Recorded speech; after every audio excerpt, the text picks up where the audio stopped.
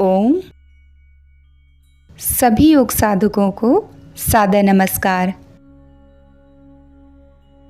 आज हम कोहनी चक्र आसन एल्बो रोटेशन पोज के बारे में जानेंगे। आइए देखते हैं। दोनों पैरों को सामने की ओर फैलाकर अथवा सुखासन स्थिति में बैठ जाएं। रीढ़ की हड्डी, गर्दन और सिर को सीधा रखें। दाहिनी भुजा को शरीर के सामने कंधे की ऊंचाई के स्तर तक लाएं और आगे की ओर सीधा फैला लें। हथेली ऊपर की ओर हो और दाहिना हाथ हल्का खुला रहे। दाहिनी भुजा को कोहनी से मोड़ें और जमीन के समानांतर रखें। दाहिनी भुजा के ऊपर के भाग को बाएं हाथ से सहारा दें। दाहिनी भुजा से बड़ा सा वृत्त बनाने का प्रयास करें। भुजा को ऊपर की ओर ले जाते समय सांस लें। भुजा को नीचे की ओर लाते समय सांस छोड़ें। यह ध्यान रखें कि भुजा घुमाते समय हाथ की उंगलियां कंधे का स्पर्श करती रहें। 10 बार दाएं से बाएं ओर घुमाएं।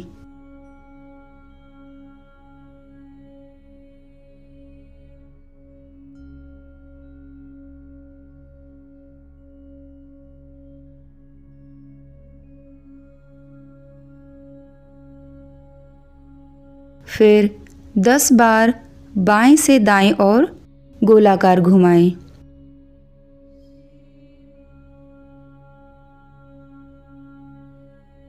सजगता सांसों पर कोहनी के जोड़ के वृत्ताकार घुमाव पर सजगता बनाए रखें।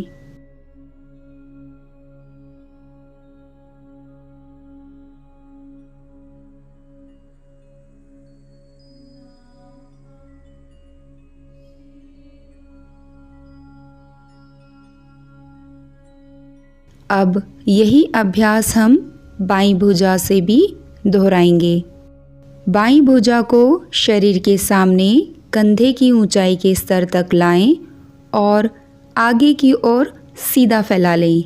हथेली ऊपर की ओर हो और बायां हाथ हल्का खुला रहे। बाईं भुजा को कोहनी से मोड़ें और भुजा को जमीन के समानांतर रखें। बाईं भुजा के ऊपर के भाग को दाएं हाथ से सहारा दें। बाईं भुजा से बड़ा सा वृत्त बनाने का प्रयास करें। भुजा को ऊपर की ओर ले जाते समय सांस लें। भुजा को नीचे की ओर लाते समय सांस छोड़ें। 10 बार दाएं से बाएं ओर गोलाकार घुमाएं। यह ध्यान रखें कि भुजा घुमाते समय हाथ की उंगलियां कंधे का स्पर्श करती रहें। फिर 10 बार बाएं से दाएं ओर गोलाकार घुमाएं।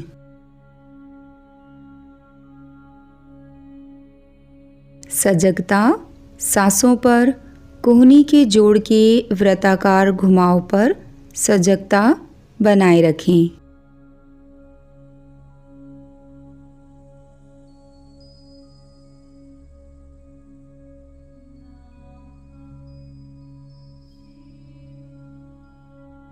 अभ्यास के बाद कुछ क्षण विश्राम करें। कोहनी का जोड़ भुजा की समग्र कार्यक्षमता में महत्वपूर्ण भूमिका निभाता है।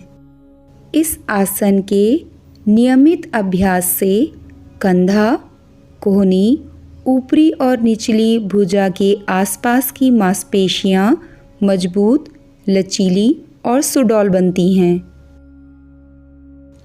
यह अभ्यास ऊपरी निचली बाह, कोहनी, हाथ और कंधों में रक्त परिसंचरण में सुधार लाता है और उनके जोड़ों में रुकी हुई वात को निकालने में भी सहायक है। जैसा कि यह सभी आसन वात निरोधक समूह के आसन हैं, तो यह गठिया और वात रोगों में बहुत ही सहायक हैं। इसके साथ साथ यह इन जोड़ों में व्याप्त ऊर्जा अवरोधों को दूर करने में भी सहायक है। सावधानियाँ: कोहनी के जोड़ों, हाथों, भुजाओं व कंधों में चोट, दर्द व किसी रोग की अवस्था में चिकित्सक और योग शिक्षक या योग चिकित्सक के निर्देशन लें, तभी अभ्यास करें।